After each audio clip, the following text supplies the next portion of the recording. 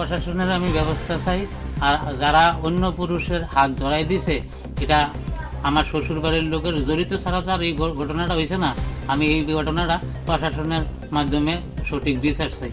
এটা অন্য পুরুষের হাত ধরাই দিছে, আমি তো এই সম্বন্ধে জানি না যে কিভাবে এই ঘটনা ঘটলো।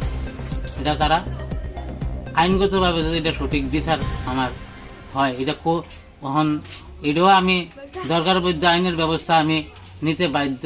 তখন আমিও দেখাম আমার 3টা বাচ্চা, 2টা ছেলে, একটা মেয়ে, অবৈধ সম্পর্কের কারণে আজকে এই সংসারটা দুলিশ্বাস। শাশুড়ি চাইয়া লইয়া গেছে, লইয়া যাওয়ার পর থেকে শুনতেছি এখন হ্যাঁ অন্য পুরুষের হাত ধরে বিয়ে হয়ে গেছে। আমার 3টা সন্তান, এই সন্তানটি ফালাইয়া হ্যাঁ অবৈধ সম্পর্ক বহুদিন ধরে করতে আছে। তো এখন কিছুদিন হয় হ্যাঁ ওখানে অন্য পুরুষের লোকে এখন বিবাহ করে রয়েছে, আমার সংসার পরিত্যাগ করে। তাহলে আমার যে এই ক্ষতিগ্রস্তটা করলো, আজকে তারা হক ন্যায্য জিনিসটা না দইরা আজকে 3টা বাচ্চা জীবিত এতিম করে গেছে, অথচ আমার সংসারটা তো দুলিশ্বাস।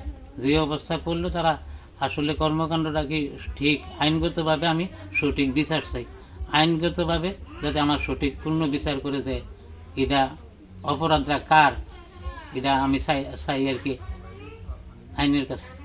গেছে গেছে ওখান গিয়াছে ওখান, আর আমি তারা এটা শৃঙ্খলার ভিতরে গার্জিয়ান নাই, এটা ইয়া করতো, কন্ট্রোল করতো। তারাও উল্টা সুর গায়।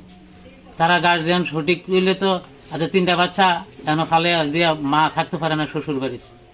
3টা বাচ্চা তো এখানে আমার কাছে আজকে আমি গ্রহণ করতেছি। তাইলে তারা যদি সঠিক জিনিসটা তদন্ত করা দোক না, সঠিক জিনিসটা তদন্ত না করে আজকে আমার এই পরিণতিটা ভোগ করতে আছি আমি। কারণ আমার তো এইভাবে পেছনের জিন্দিগিটা আর চলতো না। হয়তো কিছুদিন, এই 2-3 দিন হয় যে অন্য পুরুষের হাত ধরে বিয়ে হয়ে গেছে। তাইলে এখন আমি কি করাম? আমি প্রশাসনের কাছে সঠিক আইনগত বিচার চাই, মামলা করছি।